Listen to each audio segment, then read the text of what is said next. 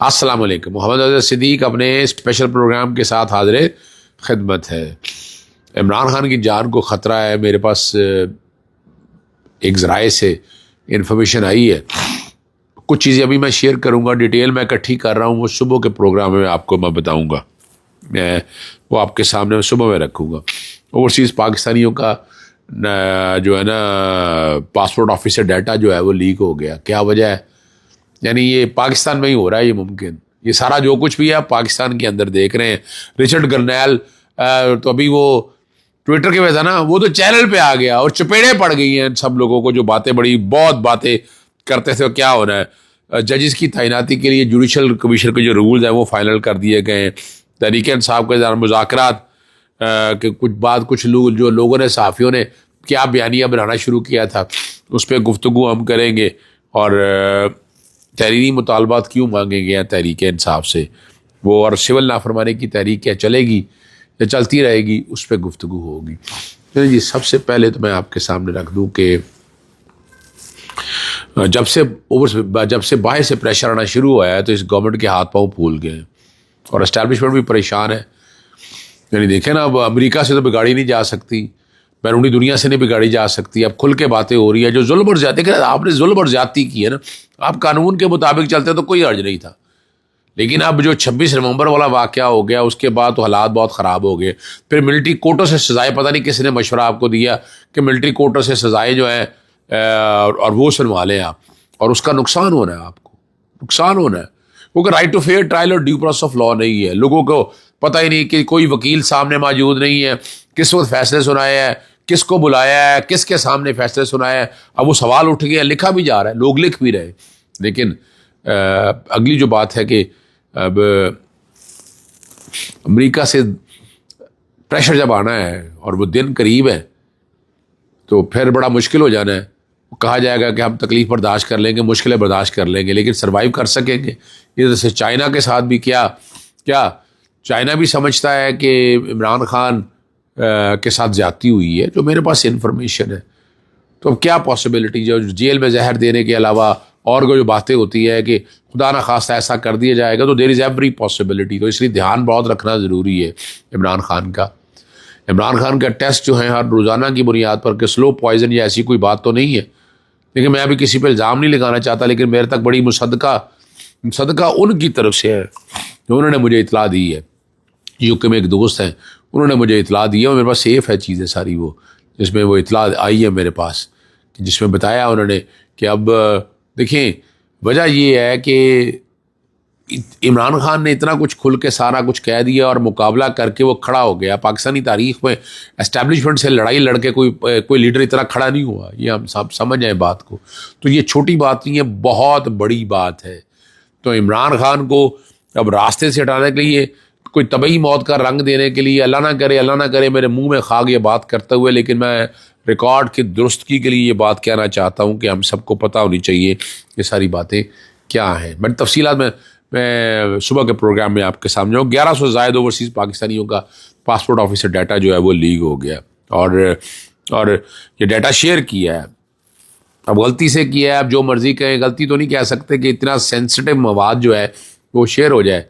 اور وہاں اوورسیز پاکستانیوں کو بڑا کوشش کی انہوں نے شیان کے اگینسٹ آپ کے سامنے کوئی کیس بنایا, اور بڑے دوست احباب جن کے ایف آئی اے کے نوٹس بھی آئے, وہ جواب میں نے بھی ایف آئی اے کے نوٹس کے جواب دیے, جس میں یعنی کیا انہوں نے وہاں, لیکن وہاں ان کے رشتہ داروں کو گھروں سے اٹھایا گیا اور شیان کے قریبی لوگوں کو بھی اٹھایا گیا. یہ میں جانتا ہوں, اٹھایا نہیں گیا, انہیں بلایا گیا, تذلیل کی گئی, دھمکیاں دی گئی, جو مرضی آپ کہیں. اسی طرح یہاں بھی ہوا ہے. یعنی یہاں کتنے لوگوں کو, میں نام نہیں لینا چاہتا کسی ایک کا, لیکن یہ سارا کچھ ہم دیکھتے رہے ہیں. تو یہ جو معاملہ بڑا سینسٹیو ہے, اس پہ ایک فل فلیج انکوائری ہونی چاہیے. اور یہ معاملہ ہے کیا, یہ وقت بتائے گا کہ مقصد کیا تھا اس کو. اب رچرڈ گرنیل جو ہے وہ کھل کر سامنے آ چکے ہیں. جی بالکل کھل کر سامنے آ چکے ہیں, اور وہ ٹی وی چینل پہ انٹرویو بھی دے رہے ہیں. انہوں نے صرف دبے لفظوں میں نہیں, کھل کے کہنا شروع کر دیا ہے کہ عمران خان کو رہا کرو. اور یہاں جو باتیں کرتے تھے نا کئی لوگ, میں نام نہیں لینا چاہتا ان کا, ایسی نام زبان ہی گندی کرنی ہے, کہ جو کہتے تھے کہ جناب یہ تو جعلی اکاؤنٹ ہے, فیک اکاؤنٹ ہے, شرم کا مقام ہے, ڈوب مرنے کا مقام ہے ایسے لوگوں کے لیے, کہ جناب جو مرضی آپ کہیں، ٹھیک ہے آپ کا اپنا ایک نقطہ نظر ہے، لیکن جو سچ ہے وہ سچ ہے. اور ہیومن رائٹس کی وائلیشن کی بات تو ہوگی، کیوں نہیں ہو؟ کیوں نہ ہو ہیومن رائٹ وائلیشن کی بات؟ کیا پوری دنیا میں جب بات ہو رہی ہے، جب اسرائیل یہ سارا کچھ کر رہا ہے، جب اس کے خلاف بات ہو رہی ہے، تو پاکستان میں ہونے والے میں بات کیوں نہ ہو؟ جب کشمیر میں ہیومن رائٹ وائلیشن ہو رہی ہے وہاں بات ہو، پاکستان میں جو زیادتی ہو رہی ہے اس پہ کیوں آواز نہ ہو؟ اور اس میں عرض کیا ہے؟ یہ پاکستان کی سالمتی میں یا کسی میں مداخلت کس بات کی؟ کہ جب آئین اور قانون کو ہٹ کے آپ جو زیادتیاں کریں گے تو پھر اس پہ تو باتیں ہوگی. کیا ڈیٹینشن آرڈر اتنے جاری ہوئے جو پاکستان کے اندر ہو رہے ہیں وہ بھی سیاسی؟ کیا 144 نفاذ اتنا ہوا کہ پوری دنیا میں اس طرح ہوتا ہے؟ کیا اس طرح خطرے کھوتی جاتی ہے؟ کیا اس طرح لوگوں کو روکا جاتا ہے؟ کیا اس طرح رشتہ داروں کو اٹھایا جاتا ہے؟ کیا خواتین کو اس طرح تذلیل کی جاتی ہے؟ بتا دیں اگر اس طرح ہوتا ہے تو یہ سمجھ لیجئے گا. تو اس لیے رچرڈ گرنیل نے کھل کر باتیں ساری سامنے شروع کر دی ہیں اور حقیقی آزادی کے حوالے سے بھی ٹویٹ کیا. اور یہ بھی آگے جوڈیشل کمیشن رول جو ہیں 2024 جو ہیں وہ پروملگیٹ کر دیے گئے ہیں. میرٹ کی باتیں ہو رہی ہیں، سارا کرائٹیریا دیکھا جائے گا، پیشہ ورانہ قابلیت، تجربہ، قانونی مہارت، پتہ نہیں کیا کیا کچھ. اب ہونا کیا ہے دیکھنا یہ ہے.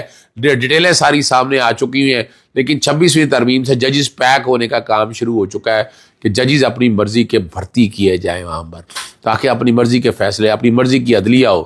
یعنی یہ حد ہو گئی ہے اس بات کی. یعنی میرٹ پہ کام کرے جو کوئی بھی بنتا ہے، جس طرح بھی حالات بنتے ہیں، لیکن آپ اگر اس طرح کریں گے تو یہ سمجھنا پڑے گا آپ کو. ہاں ایک بات میں کہنا بھول ہی گیا، وہ جو مسلم لیگ نون کے قریبی انہوں نے ایک بیانیہ شروع کیا ہے کہ جناب نواز شریف بہت پیار محبت والا ہے، بہت جاگ گیا ہے، اور وہ عمران خان کو جیل میں ملنے بھی چلا جائے گا. نجم سیٹھی نے، بہت سے لوگوں نے یہ باتیں بنائی. تو اس میں حقیقت کیا ہے؟ یہ حقیقت جاننا بھی تو ضروری ہے نا.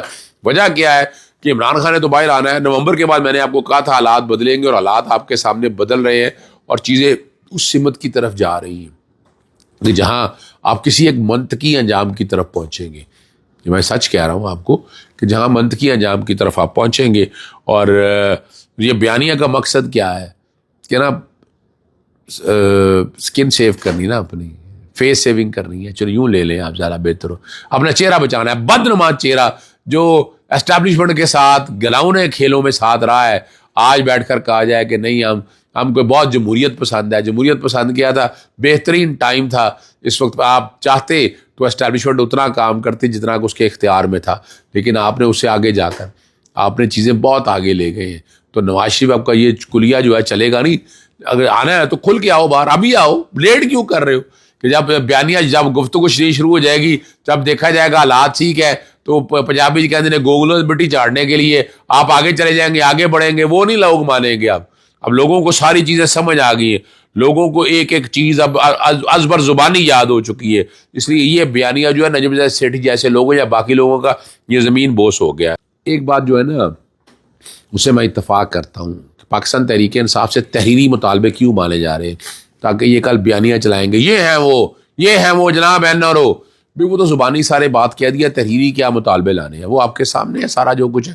میں نہیں سمجھتا کوئی تحریری مطالبات جو ہے نا پاکستان تحریک انصاف کو دینے چاہیے.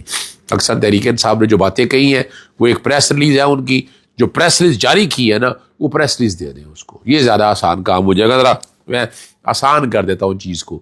نزلہ ہوا ہے جو طبیعت بہتر نہیں ہے، اس لیے آپ کو سامنے میں رکھ دوں. اور اگلی بات جو ہے آخری، سول نافرمانی کی تحریک واپس نہیں ہوئی. یہ رؤوف حسن نے بھی کہا تھا، اور وقاص نے بھی آ کر بات بڑی واضح طور پر وقاص اکرم نے بھی آ کر یہ بات کہہ دی ہے. اور انہوں نے کہا ہے کہ 3 ناموں کا نام لیا انہوں نے، بیرسٹر گوہر، سلمان اکرم راجہ اور وقاص گوہر کے عالمی امور پر بات کرنے کی صرف ان کو ہدایت ہے. اور جہاں بھی کہیں بات کرنی ہو، مذاکرات میں اگر سنجیدگی نظر آئی تو پھر جو ہے سول نافرمانی کی تحریک جو ہے وہ واپس لی جا سکتی ہے. سول نافرمانی کی تحریک اپنی جگہ پر موجود ہے. یہ وقاص اکرم نے یہ بات کہی ہے، واپس نہیں لی. جو یہ کہہ رہے نا کہ واپس لے رہی ہے، آپ اس فورس یا طاقت سے نہیں ہے. اوورسیز پاکستانی تیار بیٹھے ہوئے ہیں، کسی وقت بھی اوورسیز اگر یہ سول نافرمانی کی تحریک شروع ہوگی تو اس کا پاکستان کو بہت نقصان ہوگا. اور یہ سوچنا چاہیے، اسی حکومت کو جائز مطالبات ہیں پاکستان تحریک انصاف کے، وہ ماننے چاہیے، کھل کے بات کرنی چاہیے. کیا اس میں ایسی تو بات بھی کوئی نہیں ہے، اور بڑا سیدھا سا معاملہ ہے، بڑا سمپل سادہ سا معاملہ ہے. اس سادے سے معاملے کو آگے لے کر چلنا چاہیے.